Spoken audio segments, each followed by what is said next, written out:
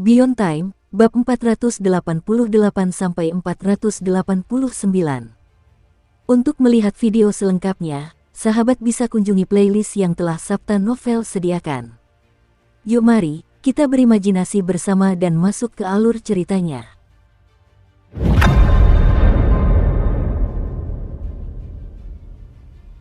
Kedalaman Laut Abisal sangat sunyi. Bagian prefektur Daebreak ini memang terpencil sejak awal, dan hanya sedikit pelancong yang pernah ke sana. Ditambah lagi dengan fakta bahwa Jari Dewa telah menjelajahi daerah itu untuk menangkap kultivator yang masih hidup, dan hasilnya adalah saat ini, tempat itu benar-benar sepi. Entah karena sisa-sisa matahari atau Jari Dewa, daerah ini sekarang dipenuhi dengan mutagen, sampai-sampai menunjukkan tanda-tanda menjadi wilayah terlarang. Kepala dan singa batu itu sama-sama terpengaruh oleh fluktuasi yang berasal dari Jari Dewa, dan membutuhkan waktu lebih lama dari biasanya untuk pulih. Saat ini, keduanya hanyalah gumpalan darah yang hancur berantakan. Lukisan Sir Inkwell masih menampilkan beberapa anggota keluarganya, tetapi hanya sekitar 5 orang. Dan para penyintas masih terus dimangsa. Akibatnya, tidak ada seorang pun yang menyadari bahwa sesuatu yang sangat aneh sedang terjadi di bawah tumpukan daging yang menjulang tinggi di dasar danau tersebut. Itulah yang tersisa dari Jari Dewa itu, dan saat ini, jari itu menggeliat dengan liar. Adapun Suking, dia berada di bawahnya, sepenuhnya dikelilingi oleh daging jari yang terkoyak, yang sekarang menembus tubuhnya, menyebabkan rasa sakit yang hebat menjalar ke seluruh tubuhnya. Rasanya seperti ditusuk berulang kali sekaligus dicabik-cabik hingga hancur. Suking gemetar hebat, namun, sekuat apapun ia melawan, tampaknya tidak ada gunanya. Ia tidak bisa menghentikan serbuan daging dan darah itu. Waktu pun berlalu, dan gumpalan daging yang besar itu perlahan menyusut. Setelah cukup waktu berlalu untuk sebatang dupa terbakar, gumpalan daging itu berkurang setengahnya, dan siluet Suking terlihat. Dia berkedut dan tersentak-sentak, menunjukkan betapa kesakitannya dia. Daging itu belum selesai merasukinya. Daging itu terus menggeliat saat dengan ganas memasuki tubuhnya melalui setiap pori-pori di tubuhnya. Beberapa saat kemudian, Suking menjadi lebih terlihat. Kini hanya tersisa sepotong besar daging, yang berubah menjadi sejumlah sulur kecil yang mulai menusuk dahi Suking. Lalu, itu hilang. Suking terbaring di sana tanpa bergerak, ekspresinya menunjukkan rasa sakit yang membeku. Dia tidak bisa merasakan apapun di sekitarnya. Semua daging yang membentuk Jari Dewa itu kini berada di dalam dirinya, berubah menjadi sejumlah sulur yang sangat halus yang memenuhi tubuhnya dari kepala hingga kaki. Meridiannya, dagingnya, tulangnya, setiap bagian tubuhnya dipenuhi dengan sulur-sulur itu. Dan mereka perlahan-lahan saling terhubung, menyebabkan mutagen yang mengerikan menyebar dan mengubah Suking, mengubahnya menjadi sesuatu yang cocok untuk tempat tinggal dewa. Kristal ungu di dadanya masih bersinar dengan cahaya ungu. Namun cahaya itu dapat memperbaiki kerusakan padanya, dan tidak mampu melawan transformasi yang berasal dari daging dewa. Bahkan, dalam beberapa hal, kekuatan pemulihan itu justru membuat proses transformasi berjalan lebih lancar. Kerusakan apapun yang ditimbulkan dengan cepat disembuhkan. Akibatnya, daging Jari Dewa itu tidak memperhatikan kristal ungu tersebut, dan hanya perlahan terus mengubah Suking. Tumbuhan berdaging muncul dari tubuhnya, seperti tentakel, menyebar, memanjang, dan bergoyang maju mundur. Itu adalah pemandangan yang sangat aneh. Tetapi yang paling aneh adalah bagaimana tentakel-tentakel daging itu dengan cepat melilit Suking. Pengamatan lebih dekat akan mengungkapkan bahwa meridian dan pembuluh darah sedang dibentuk oleh tentakel-tentakel daging tersebut, dan itu sebenarnya dilakukan dengan cara yang persis sama seperti yang dilakukan Sir Inkwell pada tubuh sebelumnya. Rupanya, Jari Dewa itu telah mengamati proses melukis dan belajar darinya. Setiap tentakel berdaging itu seperti kuas lukis, dan tubuh itu sendiri adalah catnya. Dengan cara itu, tubuh baru mulai terbentuk, yang panjangnya beberapa ratus meter dari kepala hingga kaki.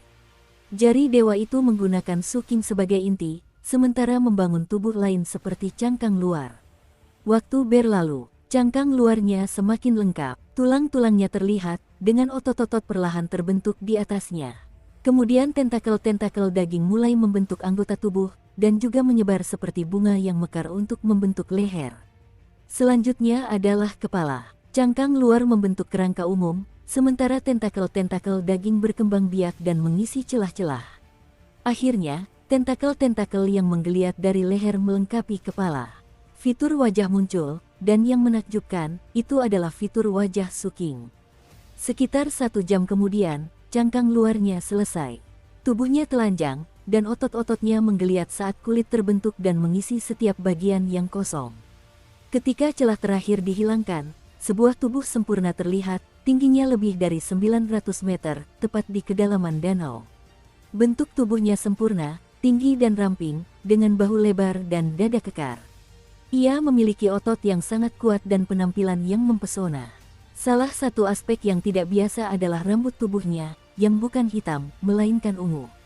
Saat rambut ungu itu bergoyang di air sekitarnya, terciptalah gambaran yang tampak menjijikkan sekaligus memesona.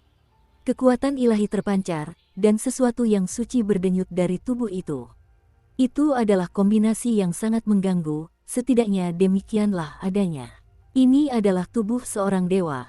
Namun, selain rambut ungu yang bergoyang, tubuh itu sama sekali tidak bergerak. Matanya pun belum terbuka. Itu karena ia tidak memiliki jiwa. Jari dewa telah menciptakan tubuh yang sangat cocok, tetapi langkah terakhir belum dilakukan. Dan itu adalah kerasukan. Ia perlu melahap jiwa Su King, dan kemudian menggunakan kekuatan dewa untuk menjadikan jiwanya sendiri sebagai tubuh, jiwa dewa. Hanya dengan begitu ia akan benar-benar mandiri. Pada akhirnya, ia akan berubah dari sekadar jari dewa menjadi dewa baru dalam wujud penuh, dipenuhi dengan potensi tanpa batas. Inilah mimpinya. Dan tentu saja, mimpi itulah yang diharapkan Sir Inkwell untuk dikuasai. Saat ini, mimpinya hampir sempurna. Yang tersisa hanyalah melahap jiwa itu. Lagi pula, ia adalah dewa pada tingkat substruktural, dan hanya dibutuhkan sedikit usaha bagi seorang dewa untuk melahap jiwa manusia fana. Dengan demikian, kehendak jari dewa meletus di dalam tubuh, menyatu menjadi satu titik yang kemudian melesat menuju jiwa Su King di lautan kesadarannya. Jiwa Su King yang kebingungan merasakan kehendak jahat dan dingin yang menyerbu ke arahnya. Ia tidak melawan, namun, keinginan untuk melawan balik belum meninggalkannya. Meskipun jiwanya tidak memiliki kendali atas tubuh, atau bahkan kesadaran, atau bahkan kemampuan untuk merasakan dunia luar, masih ada gagasan gila yang ada di dalam diri Su King. Bertahun-tahun yang lalu, bayangan itu tampak sangat perkasa bagiku. Dan tidak mungkin aku bisa melawan ketika ia mencoba merasukiku. Sama seperti sekarang, bagiku, jari dewa ini adalah sesuatu yang sama sekali tidak bisa kulawan.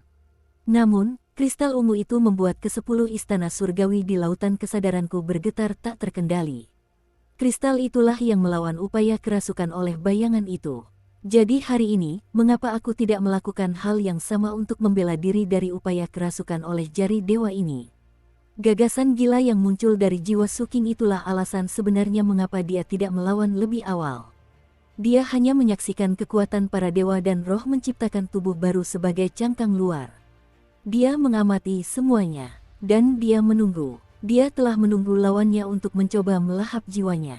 Saat itu telah tiba, saat kehendak keji dan dingin itu menyerangnya, dan sensasi malapetaka yang akan datang semakin kuat, kristal ungu di dada Su King tampak tersinggung.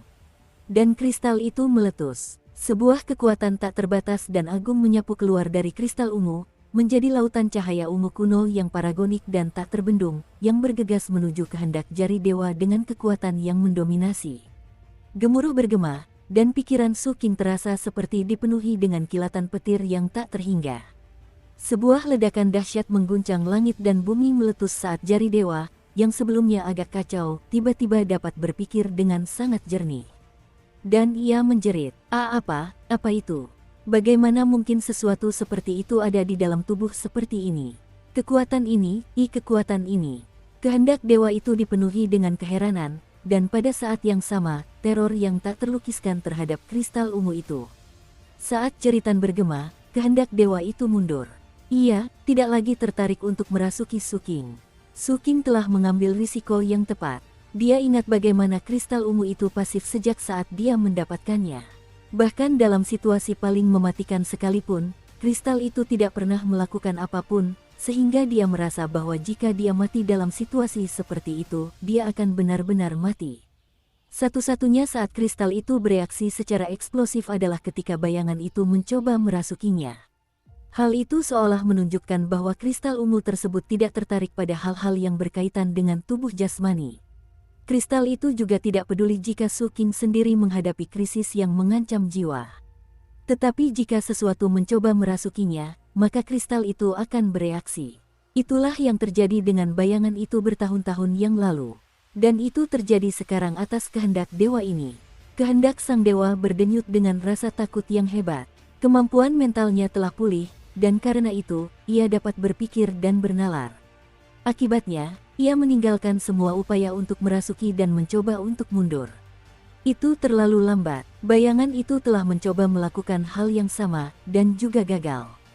Selanjutnya, kristal ungu milik Su Qing melepaskan fluktuasi yang mengerikan, menyebabkan lautan ungu bergelombang ke arah kehendak dewa. Kehendak dewa itu menjerit saat kekuatan penyegelan menghantamnya. Tidak, jari dewa itu meronta-ronta hebat saat berteriak ke dalam pikiran Su Qing. Baginya, momen ini lebih merupakan krisis mematikan daripada yang dialami Su Qing sebelumnya. Saat pertarungan ini berlangsung, tubuh setinggi 900 meter di kedalaman danau raksasa itu mulai berkedut. Kemudian wajah hantu ganas muncul di dadanya, menonjol keluar seolah mencoba melepaskan diri ke tempat terbuka. Tetapi kemudian sebuah tangan ungu besar melingkari wajah itu, mencengkeramnya dan menariknya kembali. Wajah hantu itu menjerit, keputusasaan yang belum pernah terjadi sebelumnya memenuhi kehendak jari sang dewa. Siapa sebenarnya kamu? Benda apa ini sebenarnya? Jeritan itu dipenuhi dengan kesedihan dan kemarahan, serta kegilaan yang liar. Tubuh besar Su Qing bergetar saat kehendak dewa berulang kali mencoba melepaskan diri. Namun, usaha itu sia-sia. Sementara itu, Su Qing menyadari sesuatu yang tidak biasa. Kekuatan kristal ungu itu tampaknya belum mencapai batas sebenarnya.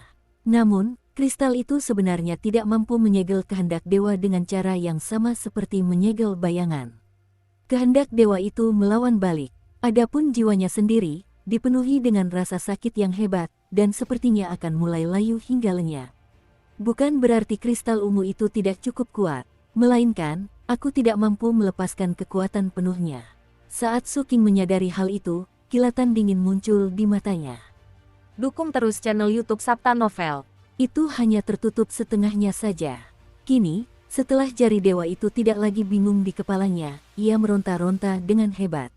Jari itu dapat merasakan kristal ungu di Su Qing, dan juga dapat merasakan bahwa kekuatan penyegelan telah mencapai batasnya, dan tidak akan bertambah kuat lagi. Setelah merasakan hal itu, ia langsung bereaksi. Kamu tidak cukup kuat untuk terus menggunakan harta karun itu. Kehendak jari dewa itu berdenyut dengan fluktuasi kegembiraan, lalu berjuang lebih keras lagi, mengerahkan seluruh kekuatannya untuk mencoba membebaskan diri.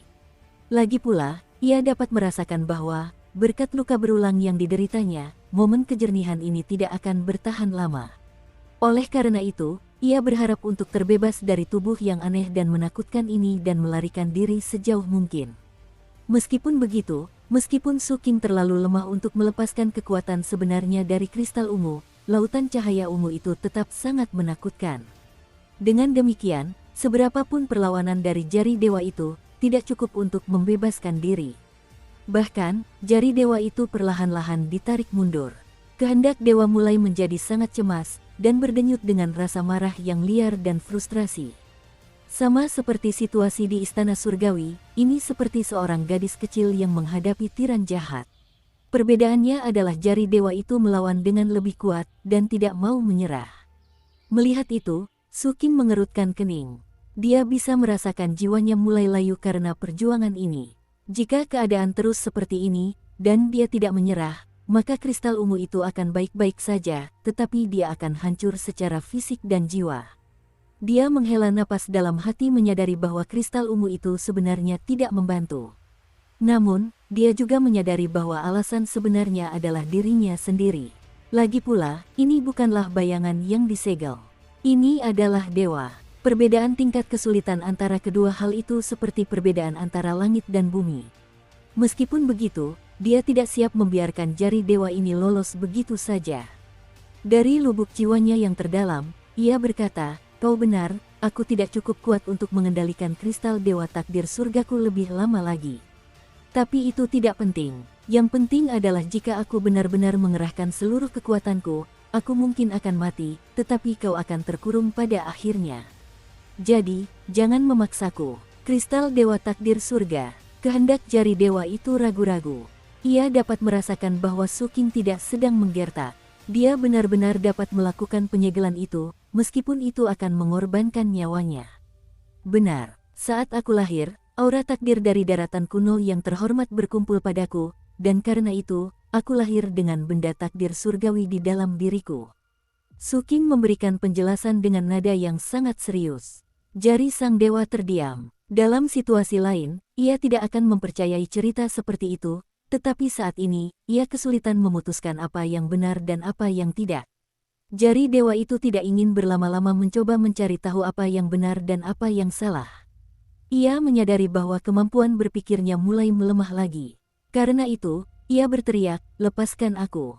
Aku tidak ingin merasukimu. Dan bahkan jika kau berhasil menyegelku, kau akan terbunuh jiwa dan raga. Mungkin aku akan kehilangan kebebasanku, tetapi kau akan kehilangan nyawamu." Su Qing mengerutkan kening. Memang benar dia bisa membiarkan jari dewa itu pergi. Hanya dengan berpikir sejenak, kristal ungu itu akan menyusut, membuka jalan untuk melarikan diri. Tapi dia tidak ingin melakukan itu. Pertama, dia adalah tipe orang yang akan membalas dendam atas kesalahan sekecil apapun. Dia tidak bisa membiarkan musuh seperti ini lolos begitu saja. Lebih dari itu, dia bisa merasakan bahwa jari dewa ini sebenarnya adalah perpaduan antara ancaman mematikan dan kesempatan yang ditakdirkan. Terlebih lagi, dia tidak berani membiarkan jari dewa itu bebas. Jika dia melakukannya, benda itu bisa berbalik dan menghancurkannya sampai mati. Jika jari itu benar-benar tidak ingin merasukinya, maka dia pasti akan terbunuh. Dan bahkan jika dia entah bagaimana tidak langsung hancur sampai mati, dan jari itu melarikan diri, ia pasti akan mencari kesempatan lain di masa depan untuk membunuhnya. Dengan pikiran seperti itu di benaknya, dia memutuskan bahwa dia pasti tidak bisa membebaskannya. Selain itu, dia juga tidak bisa mengambil risiko mengungkapkan rahasia terbesarnya di depan umum, yaitu kristal ungu. Selain itu, Su Qing dapat mengetahui bahwa meskipun jari dewa itu melawan, selama ia berada dalam keadaan setengah tersegel berkat kristal ungu, ia sebenarnya tidak dapat melukainya. Setelah mempertimbangkan situasi itu sejenak, dia dengan tenang berkata, "Seperti yang kukatakan, aku tidak bisa terus menggunakan kristal dewa takdir surga. Tapi aku juga mengatakan sesuatu yang lain. Sebelum kau mencoba merasukiku, aku mengatakan bahwa aku memiliki banyak barang acak. Aku tidak ingin kau masuk karena aku tidak bisa mengendalikan semuanya, dan lepaskan aku dari sini," seru sang dewa dengan marah. Kemudian ia meronta dengan sangat kuat, yang menyebabkan jiwa Su Qing semakin layu. Melihat situasi yang semakin kritis membuat amarah Su Qing meledak. "Diam, kalau aku punya cara untuk membebaskanmu, aku pasti sudah mengusirmu." Saat teriakan Su Qing bergema di lautan kesadarannya, jari sang dewa tiba-tiba ragu-ragu. "Jika kau tidak melepaskanku, aku akan memastikan kau mati. Jika kau mati, dan yang terjadi padaku hanyalah aku disegel, maka pada akhirnya aku akan bebas suatu hari nanti." Kehendak jari dewa itu kembali berjuang, tetapi tampaknya ia bersedia menerima kerugian bersama sebagai hasil dari konflik tersebut. "Kau akan bebas suatu hari nanti." Su Qing tertawa dingin. "Kau pasti sudah merasakannya di masa lalu. Apakah kau lupa, atau kau sengaja tidak menyebutkannya? Tidak masalah. Katakan padaku, apa ini?" Sumber kekuatan ilahi bulan ungu tiba-tiba meletus dari dalam istana surgawinya, memenuhi lautan kesadarannya dan berubah menjadi singa. Saat ini, Su Qing sudah sangat familiar dengan proses tersebut. Ini bukan pertama kalinya dia menggunakan bulan ungu sebagai ancaman. Pada dasarnya dia melakukan hal yang sama persis seperti yang dia lakukan untuk menghadapi Kaisar Roh Kuno.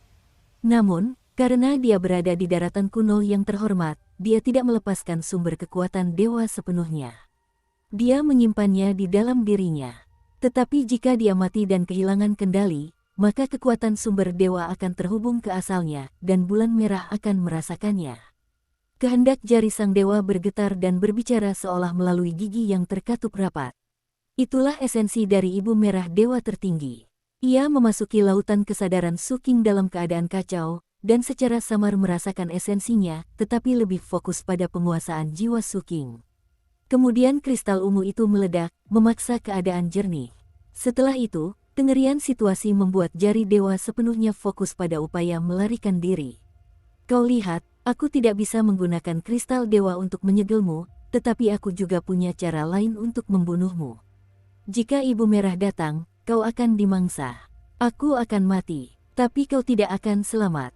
Saat Suking berbicara kata demi kata, kehendak jari dewa itu berdenyut dengan kecemasan yang luar biasa. Pada saat yang sama, ia mulai kehilangan kendali atas kemampuan pikirannya, dan secara bertahap kehilangan kemampuan untuk berpikir jernih. Ketika Suking melihat bahwa dia telah membuat beberapa kemajuan, dia mendengus, aku punya rencana lain. Dia mengaktifkan kekuatan Istana Surgawi ke-6 ini, dan meskipun naga biru kehijauan itu tidak ada di sana, aura dao surgawi masih ada di sekitarnya. Sebuah dao surgawi, kehendak sang dewa semakin terguncang. Istana Surgawi ketiga Suking bergetar, dan racun terlarang merembes keluar.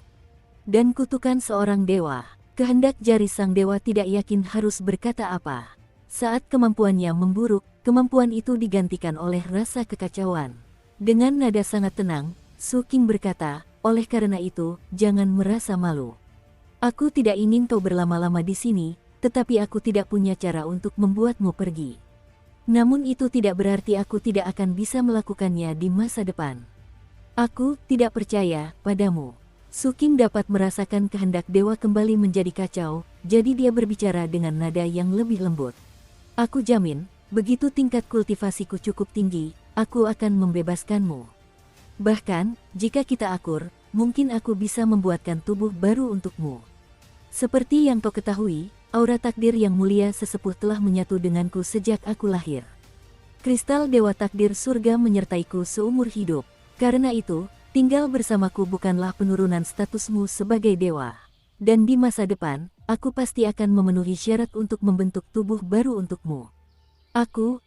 Tidak. Kehendak sang dewa kembali terasa semakin membingungkan. Suara Suking menjadi semakin lembut. Jangan melawan. Jika kau melawan, aku akan mati dan kau tetap akan dimangsa. Kau memang dewa, tapi kau bisa dengan mudah dimangsa oleh dewa yang lebih kuat. Kau pasti tahu rasa sakit seperti apa yang akan kau alami. Kau akan dicabik-cabik dan ditelan. Apakah kau ingin menjadi makanan? Noi, tepat sekali. Aku tahu kau tidak ingin menjadi makanan. Jadi, berhentilah meronta. Istirahatlah saja. Nanti, kau akan memiliki kemungkinan yang tak terbatas. Kemudian Suking menyimpulkan dengan pertanyaan terakhir. Apakah kau ingin hidup, atau kau lebih memilih mati? Hidup, aku. Kehendak jari sang dewa tampak linglung. Aku janji, kata Suking dengan tegas. Istirahatlah saja dan serahkan semuanya padaku. Aku akan mengurus semuanya. Saat Suking berbicara dengan lembut dan pelan, sebuah celah terbuka di lautan kesadarannya, yang mengarah langsung ke Istana Surgawi D132 miliknya, istana ke-10-nya. Pergilah, kamu akan merasa seperti di rumah sendiri, dan kamu bisa beristirahat saja. Beristirahatlah. Bertindak berdasarkan insting, kehendak jari dewa perlahan bergerak menuju D132. Suking benar, ia memang merasa seperti di rumah sendiri. Namun, ia berhenti tepat di depannya, dan perasaan jengkel tiba-tiba muncul di dalam dirinya. Suking dengan cepat berkata, jangan terlalu banyak berpikir. Jika kau terus berpikir, kau hanya akan frustrasi. Percayalah padaku, aku akan membuatkanmu tubuh baru dan kemudian membebaskanmu. Kehendak jari dewa itu melepaskan beberapa fluktuasi lagi. Kemudian ia memasuki D132 dan pergi ke tempat biasanya, yang terdiri dari beberapa lusin sel. Di sana, ia berubah menjadi jari besar berwarna merah darah, lalu berbaring untuk tidur. Namun, tepat ketika Suking hendak menghela napas lega, D132 tiba-tiba bergetar. Kehendak ilahi muncul dari jari dewa tersebut, di mana semua orang lainnya. Aku akan segera membawa mereka untuk bergabung denganmu, kata Suking dengan sungguh-sungguh. Di dunia luar, hari sudah malam, dan cahaya merah memenuhi langit. Tidak jauh dari Suking dan tubuhnya yang setinggi 900 meter, terdapat Gunung Fajar, yang saat ini berada dalam bahaya besar. Tekanan berat menekan bagian dalam gunung, sementara formasi mantra yang menjaganya tetap aman bergetar. Ada sekitar selusin lokasi di mana formasi itu hampir jebol karena duri hitam ganas yang ditusukkan ke dalamnya. Di luar formasi terdapat sejumlah kultivator non-manusia, mata ganas mereka berkilauan karena keserakahan. Yang mengejutkan, cukup banyak dari mereka adalah tahanan yang melarikan diri dari divisi pemasyarakatan. Mereka semua baru-baru ini menjawab panggilan untuk bergabung dan mengepung Gunung Daebreak. Pasti ada banyak harta karun di Gunung Fajar ini. Para pendekar pedang semuanya berada di garis depan, jadi mereka tidak punya waktu untuk mengalihkan perhatian. Saudara-saudari Taois, waktunya telah tiba untuk membalas dendam. Hancurkan formasi mantra, bunuh semua orang di istana pendekar pedang. Musnahkan para pendekar pedang, bersihkan tempat ini. Dan kemudian ada gunung itu sendiri. Hei, semuanya, mari kita lihat apakah kita bisa meledakkan seluruh tempat ini. Ide bagus. Kita bisa memastikan prefektur Daebreak tidak akan memiliki gunung Daebreak lagi. Ini akan luar biasa. Hahaha. Dan kita bahkan tidak perlu khawatir tentang akibatnya. Manusia di Ciciling County ditakdirkan untuk digulingkan. Pengadilan pendekar pedang di tempat lain juga sedang dikepung. Omong-omong, semuanya, saya punya kabar baik. Saya mendapat laporan yang terkonfirmasi bahwa manusia di wilayah penyegelan laut di front utara dan barat berada dalam kondisi yang sangat buruk. Pertahanan mereka bisa runtuh kapan saja. Hancurkan formasi mantra ini. Kita akan membunuh semua pendekar pedang dan menghancurkan Gunung Fajar. Saat lolongan iblis yang buas memenuhi udara, formasi mantra bergetar, dan niat membunuh yang kuat melonjak keluar dari makhluk-makhluk non-manusia itu. Dentuman gemuruh memenuhi udara, dan cahaya teknik sihir bersinar. Perangkat sihir besar sedang digunakan untuk menyerang formasi mantra Gunung Daebreak. Di dalam Gunung Daebreak terdapat beberapa lusin pendekar pedang. Mereka semua tampak siap bertarung sampai mati saat menghadapi satu-satunya pendekar pedang Naschen Sol yang hadir. Kultivator Naschen Sol memandang ke arah medan perang yang jauh di barat dan utara, dan berkata dengan tenang, kita akan bertahan dan mati bersama jika perlu. Suaranya lembut, namun penuh keyakinan.